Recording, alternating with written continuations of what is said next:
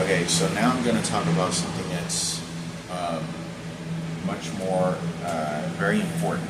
Okay, for those that know, I got two tattoos. As you can see, it's a heart and it says "My Sister Michaela." Okay, this is Michaela.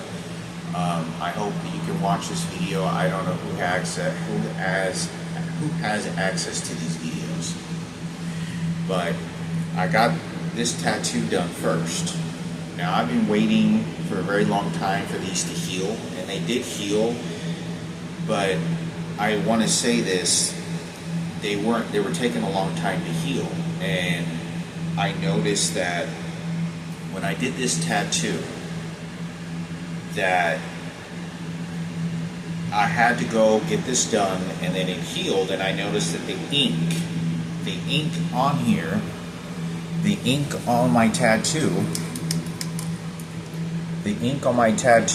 was fading.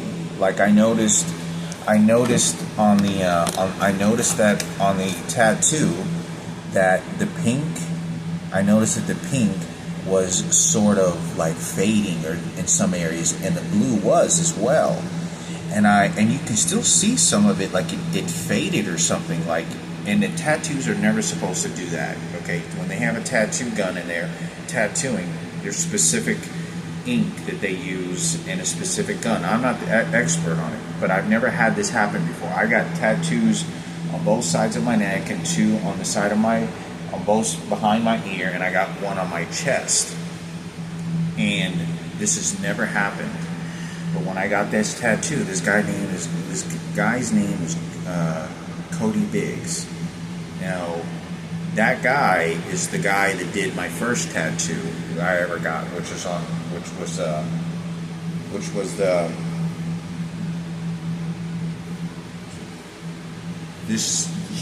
this tattoo right here. I've never had that issue. Okay, he charged me $300 for each of these tattoos. But when I went there, obviously it caused a lot of commotion. There's a lot of people, homosexuals and transgenders that know this. I know that guy's gay. Like, I know he is, but he's doing his job. He does a tattoo for jobs, right? That's what he does. It's at the Taboo Tattoo in downtown Dallas, which is the oldest tattoo shop in the city of Dallas. They've been around since like the 90s or something. And so when he got this tattoo, it faded. So I went back there and I got the tattoo done again, like for him to go over the color again. And I said, why does that happen? Is that supposed to happen? And I know that it's not supposed to happen, but I wanted to see what he'd say and see if he could at least try to fix it or whatever. So the tattoo was pretty painful getting on both tattoos, but I want to say that when he did this tattoo, when he went over the first time, I noticed that there looked like there was some damage already. And if you look very closely, what he did is he did something either with the motion of the gun or with the needles that he used.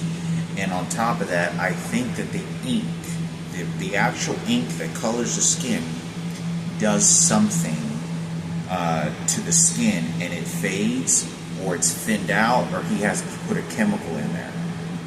And if you look very closely, but you can also feel that the ink, like he injected the ink inside like little clots of the ink underneath the skin, deep into the skin. If you look very closely what they did, you can actually see that there's lumps. You see that? You see how there's a lump? And he did this periodically in some of the spaces of the tattoo, and you can actually feel, like when I got these tattoos and one on my chest, there's no swelling lumps of ink underneath the skin, deep underneath the skin, right? Because it does scab and then it just heals over. But I know he used a needle, or he used some sort of ink that did something to my skin that didn't to intentionally sabotage me. Let me tell you, when I first went in there to get my tattoo done the first time, 2 months ago. The guy at the register, and this guy, I could tell he was against me. I mean, I could tell like he was real, like real sort of aggressive, homosexual, like I'm a persecutor of gay people or some shit. But I always try to, it doesn't matter how, I try to deter the situation. They already had the pre-designated thoughts about me. But I could tell that this guy, this short guy, whatever, at the front desk, was like pre-designated to like want to hurt me or do something or didn't like me. And he's like spying on me. And he said something about once I signed and I gave him the money or something before I got the tattoo. He goes, yeah, man, don't worry, I got you, man. And this is what he told me. But he said, yeah, I got you. Because they're already planning to sabotage me. I don't know this. So I get this tattoo done. I notice it's fading and there's still a lump, and I'm thinking, oh, okay, well, I go back over there, they go over it again. Now it's been about 6 to 7 weeks since I've gotten this tattoo. It's about 5 weeks, 6 weeks since I've gotten this tattoo. And redone over again. It's completely healed the way that it's supposed to be. And there is still slight margins where it's faded. And the ink, he plotted something into the skin where the ink is now placed underneath the skin, and it's just swelling there. It's just colored ink swelling there, and you can actually feel it. And I showed this to my mother's twin. I said, look what this guy did. And you can actually feel welts and swollen parts where the ink is, where he sabotaged me. And then you can feel it. I can actually go like this, and there's a lump. And it's because the ink is stuck underneath there, and he did either something with the gun or the ink or the needle he used. But this guy's a professional. This guy's been doing tattoos, he said, for like 20 years, 30 years. And he's been working there for a long time. I never had that problem with any of the tattoos I've ever had. This should not be happening. And I remember looking at him, and there was 2 separate bottles of ink that he was using. And I want to talk about this, crucially important, because I don't know. And I believe, because this has never happened before with any tattoo that I've gotten, the ink that he used was intentionally put some sort of chemical in there. I don't know what it is, but I think he put some sort of chemical, or he thinned it out a whole bunch, or he did something to the ink, that whenever it got placed underneath the skin, it intentionally just fades. Because why does it fade? I've never had a tattoo ever like that fade. I mean, it was very vividly, you could tell that it was fading. Like, I went through all that tattoo stuff, and it's fading. So you can actually see that I can scrape off of it. Look, I can go like this, and you can see how the skin is like it's stuck in there. It's like a bubble of ink. It's like a bubble of ink that's in there. Anyway, it says my sister Michaela. It's already healed, and when I look at it, I can tell by just looking at it what part has the bubbles of ink underneath the skin and which part doesn't. But I know that even that he went over it a second time, there's still some spots on here that's faded. And he still charged me $300. So I don't know what this person did. After this, he went over this. When I went there to get this done over the second time, so he could fill it in, color it in even more because it was fading, I said, go ahead and give me another tattoo here. This is more evidence of the ink he used. You see this right here? It's just a simple tattoo. And it really doesn't even look even. He literally just pulls something off the internet, and I could tell that whenever he pulled it off the internet, I could tell that he was trying to make it as shitty as he possibly can. Like, pick out something that was crooked, and he just made a small print of it on the printer. And then, like, I could tell that he was just like, oh yeah, I just got this print here. I just got this print here and off the internet. I hope you like it. It looks pretty cool, huh? And so I could tell, like, you could tell it's not exactly even. Like, this is a tattoo artist or professional drawers. They could draw very finely and evenly, especially tattoos, okay? So, in this tattoo, This is evidence. I never had him go over this again. I didn't go back there. I'm thinking about going back there and just telling him, why is there bubbles of ink underneath my skin and it's not healing? And there's certain parts of it. Is that ever going to ask him if that's ever going to heal? I know he sabotaged me, but I'm not going to go there again to that guy again to get a tattoo. But just see what he has to say about the circumstances. Now, I'm not a professional. I don't know. I don't know if they did this because in a year from now it'll eventually crust off or something, or it'll eventually just peel off and it'll go normal to what it's supposed to be. I don't know that because I don't know anything about ink in the tattoos. But I just know that as well as this tattoo, look how faded it is. Do you see how he colored this all in? Look how faded that is. Can you look to see?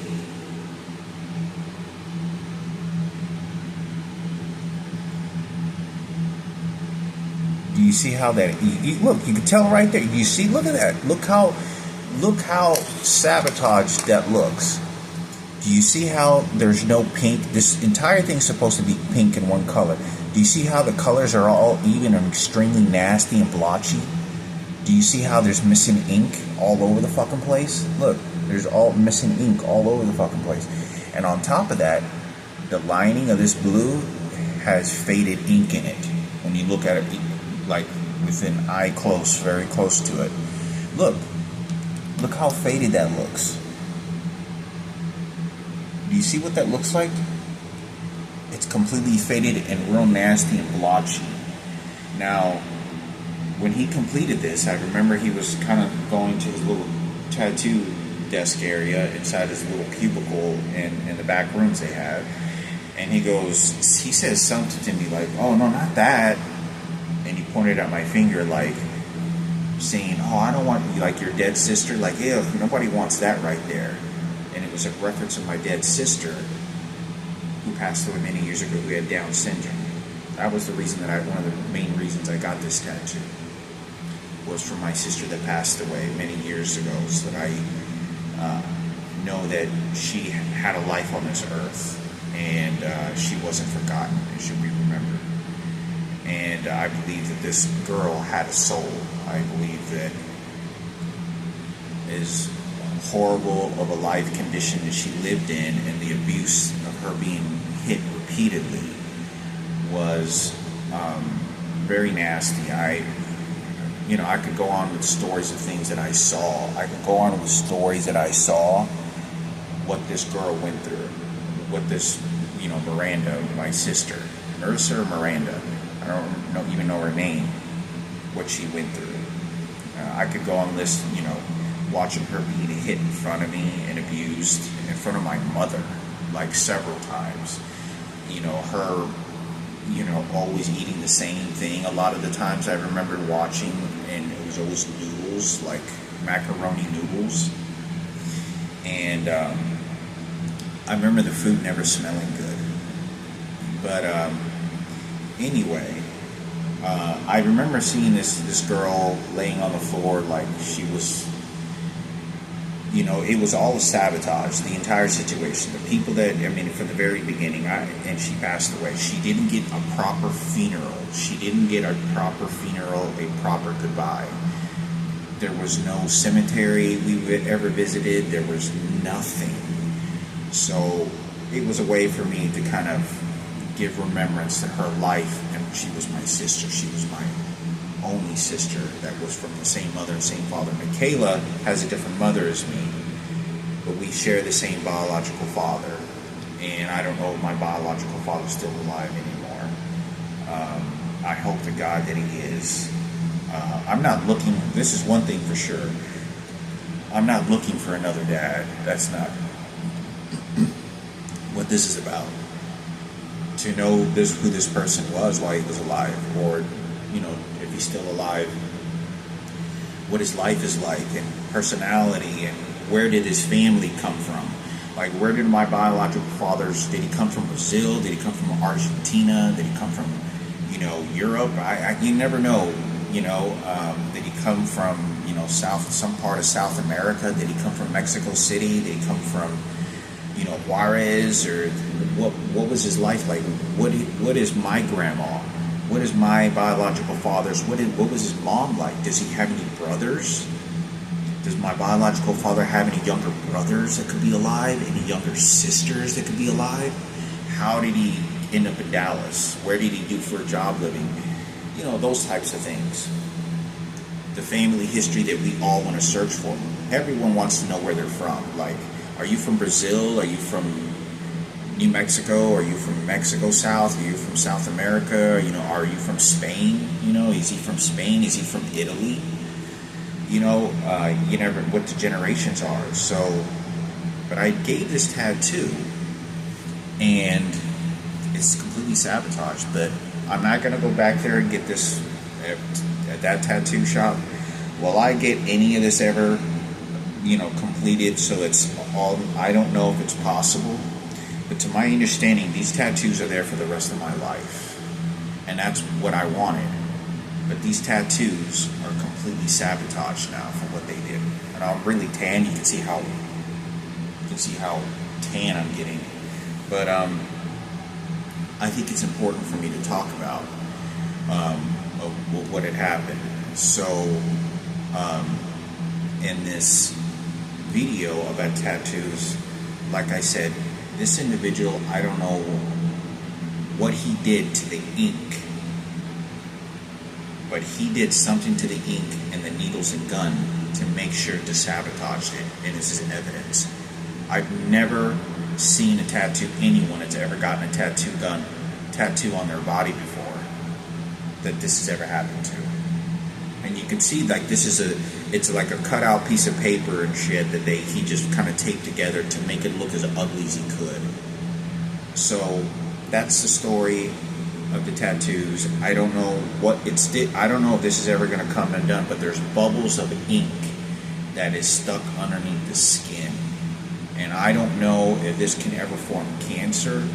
I don't know if this can ever form things that I don't know that can ultimately cause some sort of bad situation of a disease or cancer. I don't think it can. But all I know is that there's bubbles of ink, and he did this on purpose. This should not have happened. When I got there, when I got this first tattoo, that didn't happen. But I know that when I went through the first time, when I talked to him, the first tattoo I ever got, he wasn't pleasant to see me, and he didn't like me. You could tell that he was just there just doing his job, and he just didn't give a shit. So I went there again, because it is a tattoo. I did, wanted this tattoo, and it nothing like this ever happened. Any blotching of the ink, nothing like this, like on this ink, never did. Did you hear them just close the door? I just felt them electrocute me just a second ago. So Michaela, I got these tattoos because you are my sister, and whatever journey that I'm ever going to go into in life, and I don't know what my expectancy of life is, and I don't know if I'm ever going to I'd be able to contact you to see you again. But I think it's important because it's also resembling at least the history of my life and the sister that I didn't know that I had. I've always wanted a sister, and I think sisters are always the best, and loving and caring and supporting. And I know that you wouldn't have went searching for me. If you really hated me and you really despised me, like the people that were telling me that you did, you wouldn't have interacted at all. There's no purpose of it at all.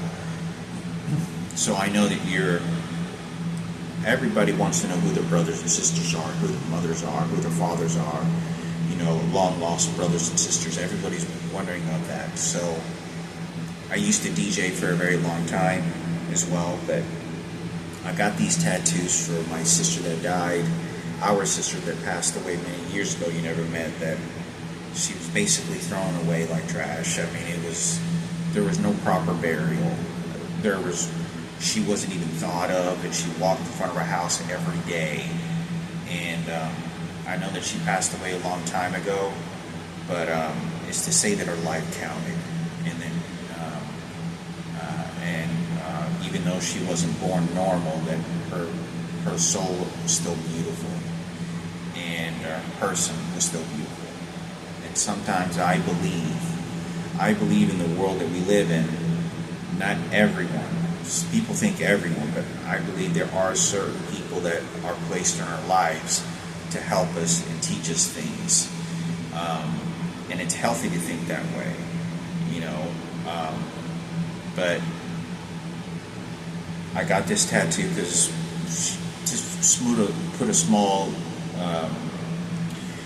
remembrance of her, and that was why. So the color is all messed up, and he did this on purpose and sabotaged it.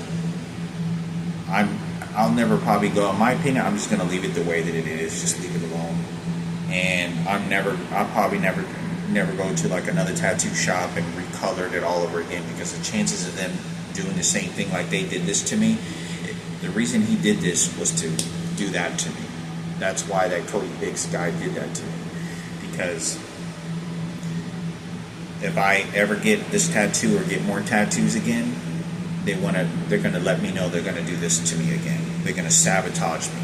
Now, this is where it gets even more evident that there was a big heist and a big plot against to do this to me.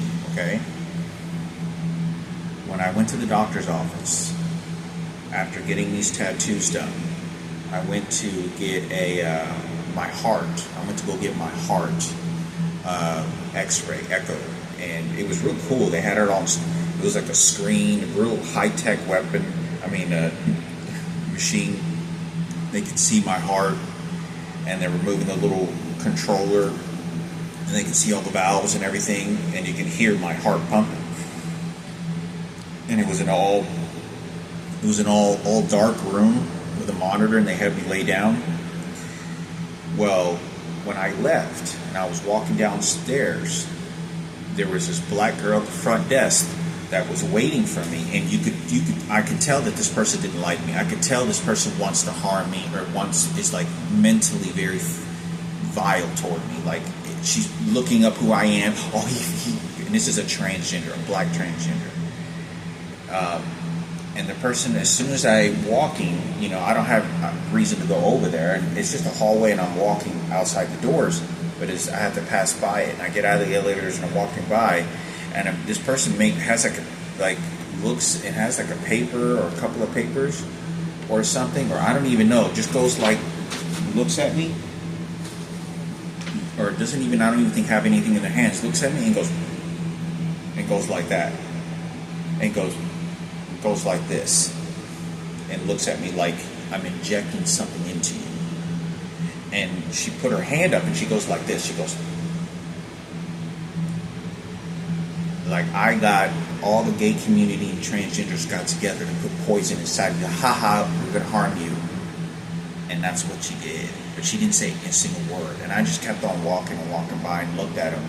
And they knew that I knew what I was talking about, because there's welts and bubbles of ink that he trapped underneath the skin, that's deep into the skin, that I don't know if this is ever going to heal. You can see how the welt, you see how this is, see how evident that is?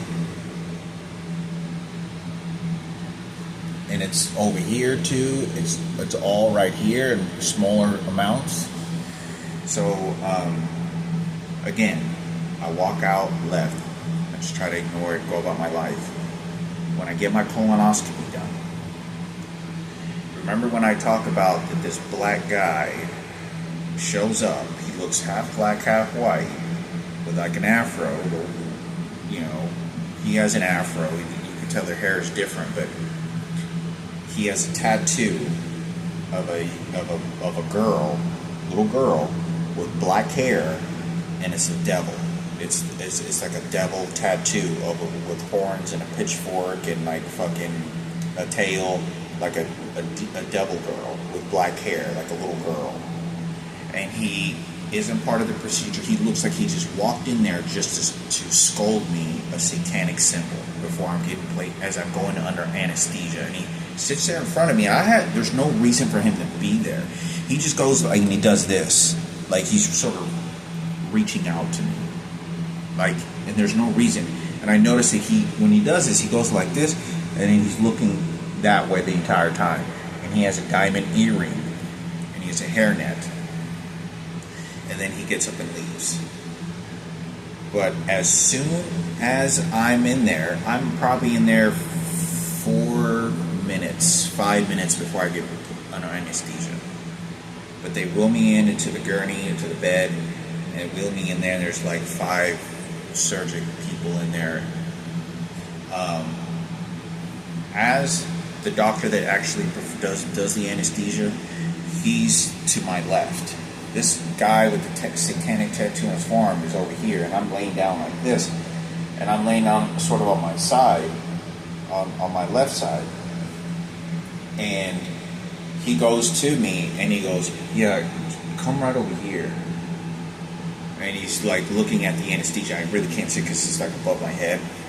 And when I'm laying down like this in front of me, I see this guy, and there's a TV screen. There's a TV screen right in front of me. Not all that big. It's probably like a 24-inch, 35. It's like a 25-inch TV screen. It's a screen. And when I look at this screen, it's weird. I don't really think of it, but it looks like somebody's skin. It's like a white guy with blue ink. It looks like blue ink that's inside, blue ink that looks like it's inside somebody's skin. Like, you know how, like, have you ever seen like little tiny ruptured blood vessels on somebody's surface skin? Like little tiny ruptured, like little spots of where you could tell blood travels through that veins. Like, it looked like a spaced out, like little blue lines where blood travels through, but it looks like it was blue. It looked like somebody had put a lot of blue in somebody's skin, and it wasn't a tattoo, but I thought it was really weird because I was like, why is there blue? Looked like blue arteries on the surface of somebody's skin. I don't know if it was like a forearm, I don't know if it was a chest or arm, but it was just like a flat surface, a zoomed in surface of the skin, and it looked like little blood vessels sort of traveling, but it was all blue, like there were blue blood vessels or something. And I really didn't think of it. I was like, I know by this time I already had these tattoos sabotaged, and I'm thinking to myself, are they leading me to believe?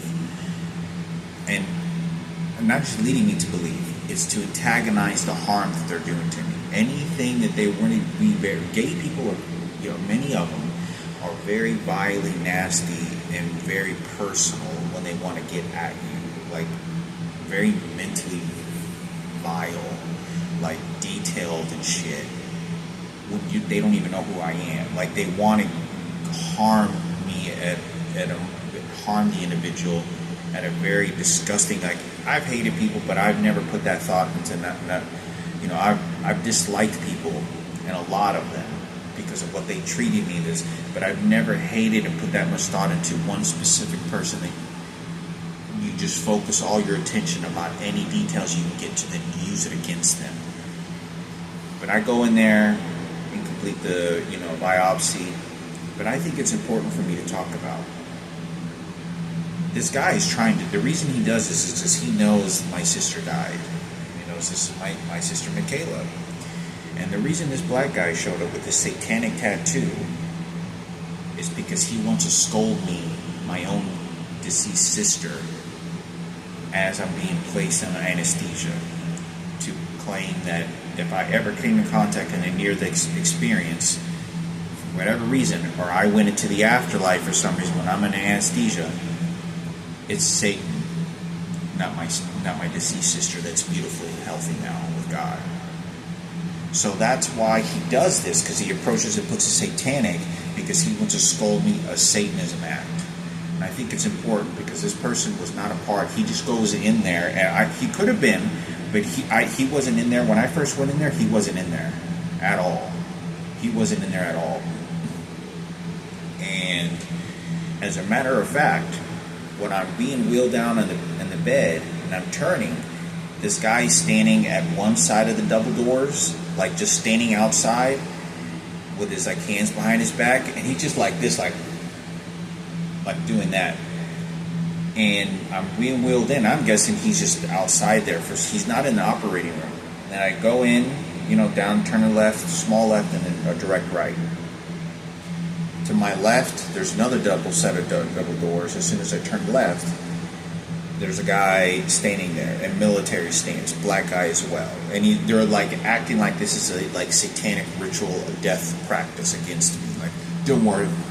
He's like standing like this, like the entire time when I pass by both of them, they're both standing like this, like, don't worry, we'll kill him for Barack Obama. This is the United States of America. We'll kill him when we need to. Like, this is exactly how they're behaving. They're not behaving like surgeons. I don't know. He didn't come inside.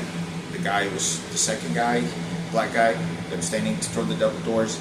He didn't go in there, but there was already like five people in there. There was like an Asian girl that I remember seeing like a pretty Asian girl, or a transgender, I'm pretty sure that it was, but it was an Asian individual and then a Mexican girl in front of me. TV screen, I'm laying on my side, and the anesthesia person is like sort of in front of me over here, up toward my head, and he's the one that is administrating the anesthesia. And from the minute I walk in, there's probably 5 minutes before I get placed in anesthesia. But this guy kind of hurry, like when he walks in there like he's in a hurry. He walks in there like he's in a hurry to like just scold me and then leave. He's not there for like patient. Like, he sort of walks pretty fast in there very quickly, and he does this. So the staff members had planned this, and the staff members in that hospital, there were a group of them that said, here, go put up some satanic shit so we can scold them to be Satanism. So this is why I want to talk about this, because I think it's important. My mother and my siblings probably would have never liked that, but they plotted that. And whoever's shooting these electronic devices and whoever's doing this is still antagonizing us. So they're using that near-death experience, or that, playing anesthesia. I'm being placed under anesthesia. They want to use that as a practice of a metaphor to practice death against me. That's exactly what they did. You can feel the vibes. You can know how they're acting. It's not pleasant. It's not necessarily like really pleasant. From the very core of myself, all I'm thinking is just to get the procedure. This is a simple procedure, right? Going in there, I don't find out they're going to place me on anesthesia when I get there, and that's it. So I just go in there, place me on anesthesia, and that's it.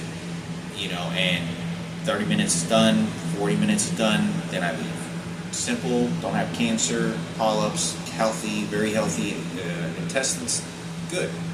I'm not thinking of anything really, because I've been placed under anesthesia before. Or not under anesthesia, maybe small amounts of anesthesia, but basically you kind of you go into sort of like a meditative, and sort of, you're not exactly entirely asleep.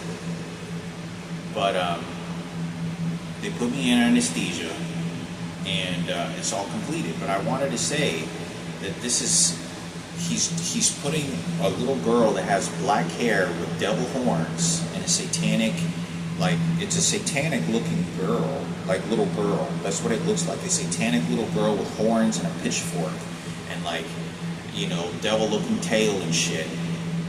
And it looks like a little girl with black hair. And he does this to like, oh, you think your sister's going to reach out to you? We're going to put Satanism on you before you go to anesthesia. And that's why they did that. So I want to make this video that this is what they were doing. They had no right to be doing this. And first of all, one of the reasons I know also this guy wasn't part of the operating room is because he had a diamond earring. And you're immediately, like, anybody in an operating room, everybody, anesthesia, colonoscopy, everybody, all of them make sure before they walk in there, you can't put any type of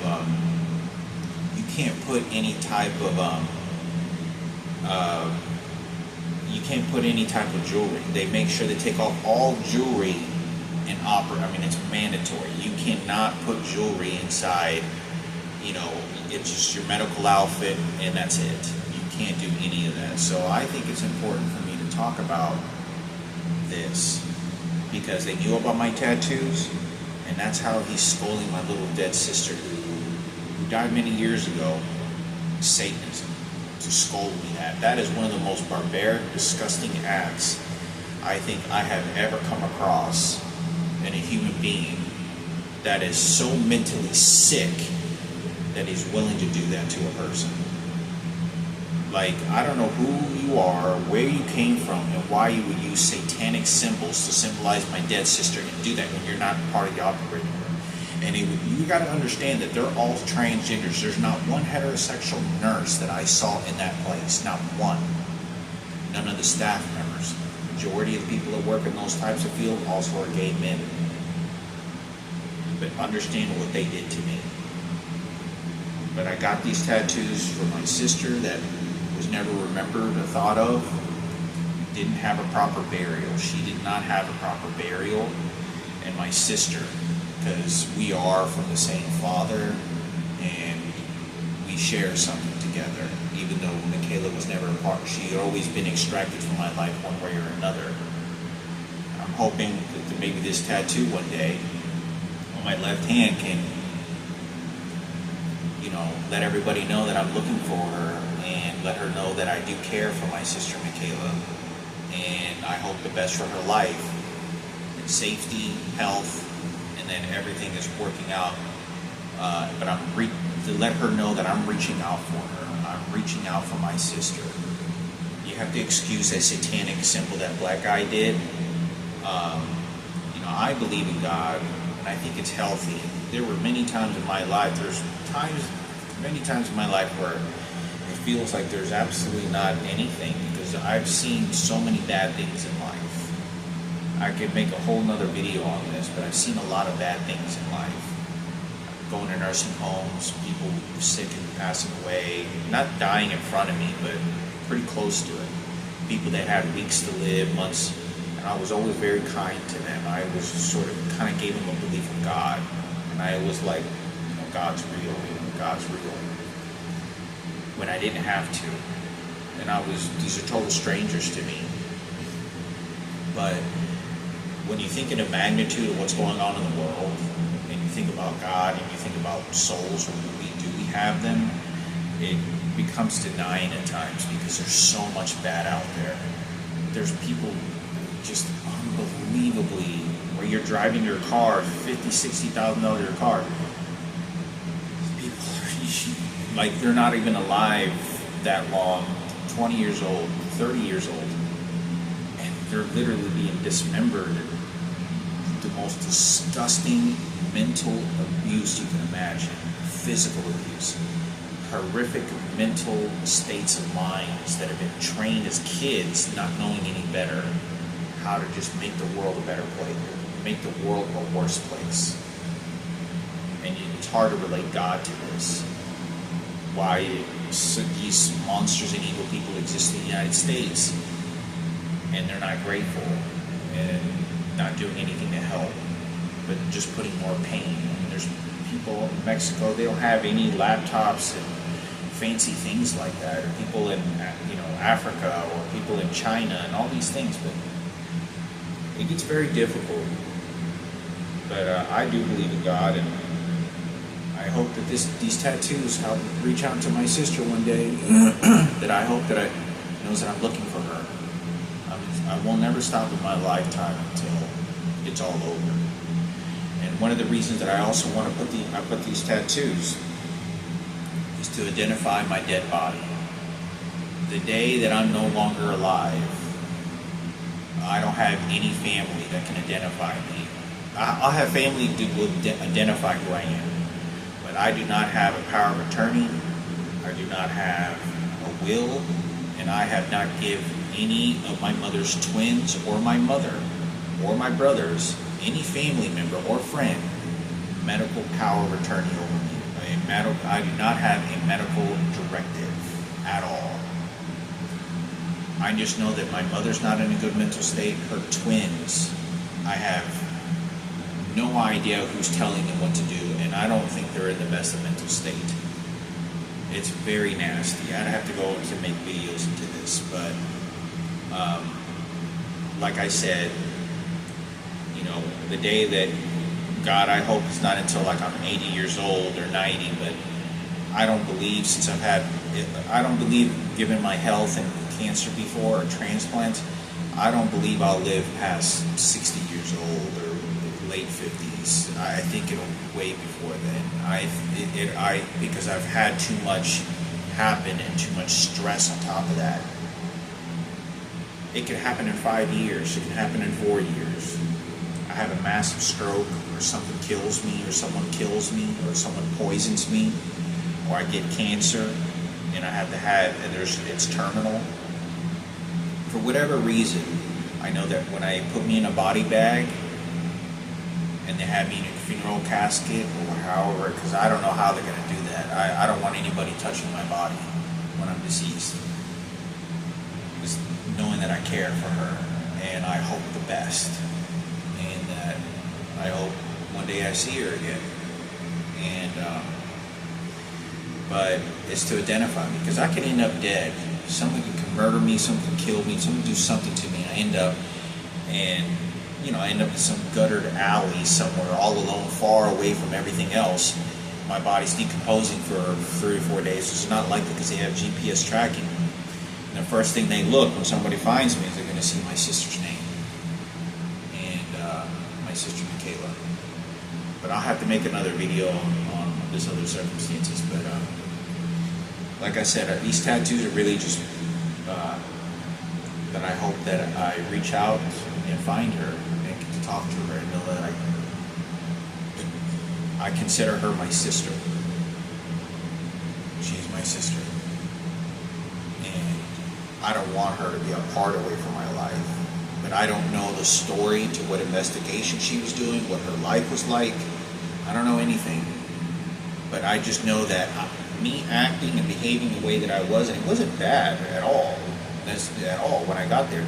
It's just she could have possibly thought that, well, maybe my brother doesn't want anything to do with me or something like that. But I don't know. But I know that she doesn't know that. I know she doesn't think that, because I told her, I was like, I just found out that I have a different biological father and I never knew that I had.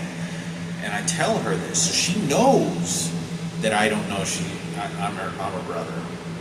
So anyway, I thought I'd make a video. On this in hopes to reach out to her. And wherever I travel, homeless, lingering in fucking Colorado or on Rhode Island, just homeless, it's just small reminder, life is very short, and especially mine. I'm 41 years old. I don't know if I got 7 years left. I had a friend of mine that died of a heart attack and stroke, and he was 44 years old. That's 3 years from now for me. Bruce Myron, he died of a heart attack. I have several, Casey Rickles, who was such a loving girl, so beautifully loving and kind, called me, and she passed away. She called me when I was in D.C., she called me whenever I was in a hotel, and we talked very heavily for hours. And she died of an overdose of pills, and I always question whether she did this, she committed suicide, and I know that this sounds horrible to say this, but I feel like she committed suicide. I think that she had done that on purpose. She died of a pill overdose. I think she had committed suicide. I don't think it was an accident. I think she did that on purpose, just kind of being clumsy with intentionally knowing that she didn't want to be alive anymore. I hope not. Maybe I am wrong, but she died a few years ago, and but I do hope that I'm 41. How much more time do I have left?